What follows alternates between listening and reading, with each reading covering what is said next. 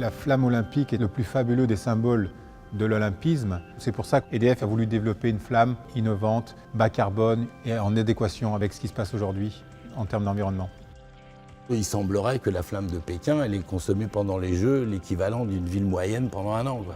Et en plus, le gaz qui brûle, il est parti en fumée, il n'existe plus, on ne peut plus rien faire derrière.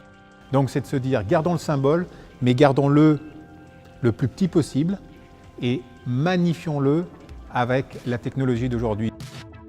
Pour ce qui concerne la torche, un concept complètement nouveau. On partait d'un combustible solide, une matière, la biomasse, une plante, le miscanthus. Le miscanthus, en fait, c'est ce qu'on appelle l'herbe à éléphant en fait, en Asie. Elle a 4 fois le rendement en fait, du bois en termes énergétiques. Donc ce qu'on a fait, c'est qu'on est parti sur une forme de briquette, donc avec une cheminée qui est une cheminée intérieure, donc la combustion se fait à l'intérieur du combustible et pas à l'extérieur, et une cheminée qui a une forme un peu particulière, en effet, qui est une forme en étoile. Donc la forme en étoile pour plusieurs raisons. La première, c'est que la combustion en fait, se fait de façon progressive, se déployant du centre de l'étoile vers l'extérieur du cylindre. Donc on maintient en fait un périmètre constant. Et si on maintient un périmètre constant, on maintient une énergie constante. Donc le miscanthus a été travaillé pour faire l'extérieur d'une certaine façon. Il a été travaillé pour faire le combustible d'une autre façon. Et on a vraiment à la fin en fait, un objet qui est 100% d'origine végétale et monomatière. On a eu des tests qu'on en a fait dans une soufflerie dans des conditions extrêmes pour démontrer que notre flamme elle était complètement conforme aux spécifications techniques. Donc là, on a eu un grand moment j'allais dire de satisfaction.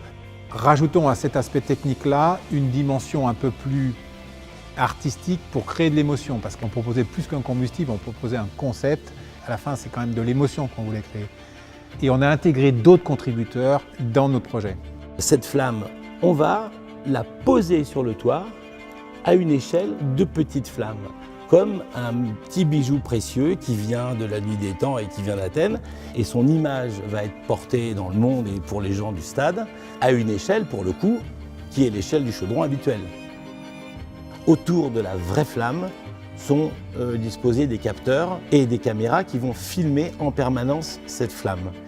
Et l'image de cette flamme est reproduite sur les deux faces internes et externes de chacun des pétales. Parce que tout le projet, c'est ça, en fait. Donc, c'est de dire on a cette petite flamme, on la protège par ce dispositif qui se déploie autour d'elle et qui va la magnifier, qui va l'agrandir et qui la protège en la suivant.